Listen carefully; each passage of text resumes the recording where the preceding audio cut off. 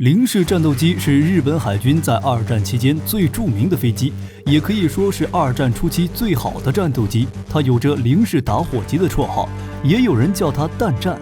它在二战中参加了日本海军的所有主要行动，在太平洋战争中始终是战斗的主力。在战争初期，零式对盟军的空军造成了巨大的打击。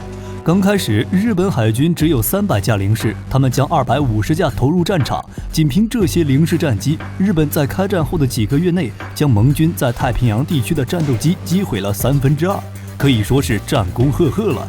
而设计上可以说是为了进攻和速度做到了极致，也因此导致它的防御能力特别的差。尽管在后期被找到针对的方法，但它依然是一款设计巧妙且实用的战斗机。下面我们先来看一下零式战斗机的性能参数，因为它的衍生型号比较多，机体参数我们就参考零式21型的。机体长9.06米，宽12米，高3.5米，空重只有1680千克。动力系统原型机使用的是瑞星13型发动机，最大起飞功率780马力。后来换成了950马力的荣耀2型发动机，它的最大飞行速度可达533千米每小时，最大航程挂载副油箱可达3350千米，常态下则是2222千米。优秀的航程使得零式的作战半径非常高。结构方面则是使用了住友公司的轻质铝合金，为了减重还取消了飞行员的防护钢板，也不使用自封闭式油箱。武器方面则是在机翼内装备了2门20毫米机关炮，机首装备了2挺7.7毫米机枪，火力已经超越了同期的欧美战斗机，可谓是十分凶残了。除此之外，它还能当战斗轰炸机来使用，这些性能可以说是将进攻做到了极致。它的优点非常明显，零式的水平机动性和爬升能力非常强，并且飞行速度很快。因为航程很远，所以它的作战半径很高，而20毫米机炮再加上7.7的机枪，火力也是十分强大。虽然它的进攻已经几乎是做到了极致，但它的缺点也很明显。零式打火机就是说它一打就散架着火，而且因为机体太脆，导致一些高难度的空战动作无法做出，而且因为防护太差，基本上是一碰就碎。因为没有对于飞行员的防弹板，所以飞行员的存活率也很低。而且零式的生产能力很差，工艺繁琐且很费时间。最关键的是它的机体提升空间不大，很难进行改动升级。高情商的说法就是出道即巅峰，因为它将每份空间利用到了极致，所以导致改动的上限不高。不过总体而言，这款战斗机的性能各方面都是很优秀的，也颇有日本人的风格，精致而又实用。它的前辈是96式舰载战斗机。零式战斗机的研制背景和建造严格倒是没有太大波动。1937年5月，日本海军向三菱重工与中岛飞行机株式会社2家公司提出了一个舰载战斗机的设计方案。三菱内部专门为这个项目成立了设计小组，首席工程师就是枯月二郎。这次日本海军的要求十分离谱，首先新的战机得可以在航母上起降，另外它的速度以及爬升力要优于敌军的高速飞机，水平盘旋机动能力也要碾压敌机，火力方面也要给足，航程还得大。以当时日本的航空技术，这可实在有些强人所难了。枯月二郎也没有办法，要想实现以上的需求，那只能尽量的把重量降低。要知道，飞机续航力和飞机机动性这2项指标是互相冲突的，而且这2个需求实在太严苛，所以最终中岛公司退出竞争，三菱独自研发。经过一系列波折，几次试飞后，零式迎来了它的第1次事故。1940年3月11日，型号 A6M1 的原型机在试飞时解体，当场机毁人亡。当时并未查清这次事故的真正原因。在同年7月，首架 A6M2 试飞成功。7月31日，日本海军正式装备零式。这一年是日本皇纪2600年，取后2个数字就被称为零式舰载战斗机。这款传奇战机也是正式服役。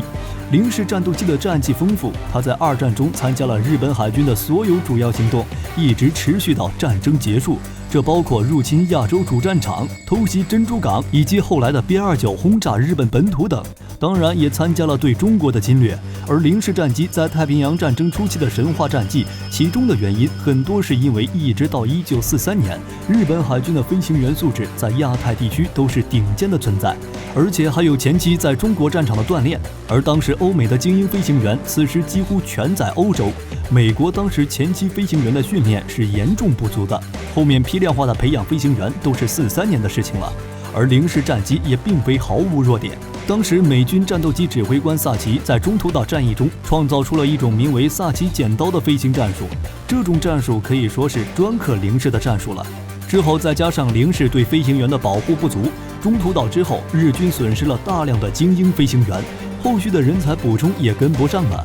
除此之外，其实到了中期，零式面对美国的野猫战机的交换比已经近乎持平了，更别提后期的海盗、喷火等后期型号了。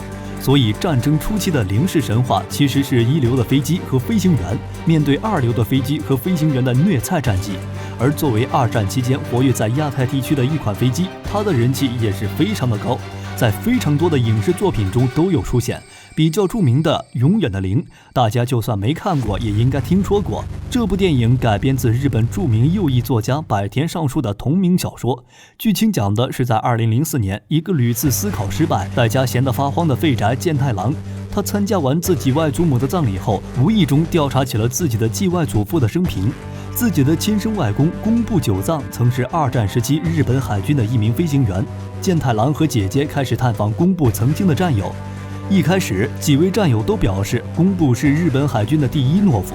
我们都知道，零式战机对飞行员的保护几乎等于没有，很多飞行员在战斗中都受过很多伤，但每次宫部都能全身而退。不过在后面的探访中，有一位老兵则表示，宫部是当时技术最为高超的日本飞行员之一。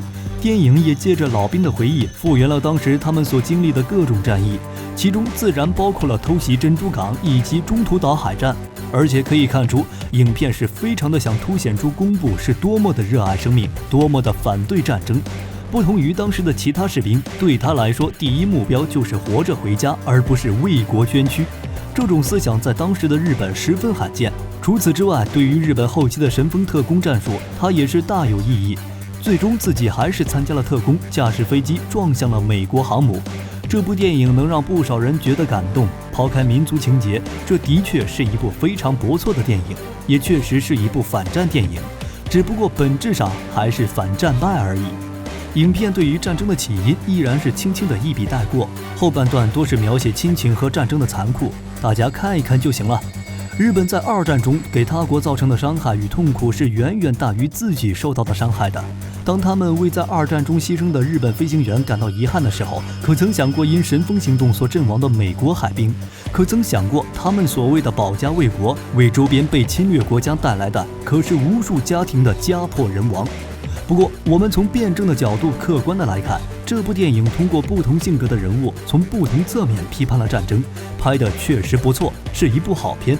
而现如今，在日本文化创作者的大力扶持下，零式战机的文化内涵已经远远超过了它本身的影响了。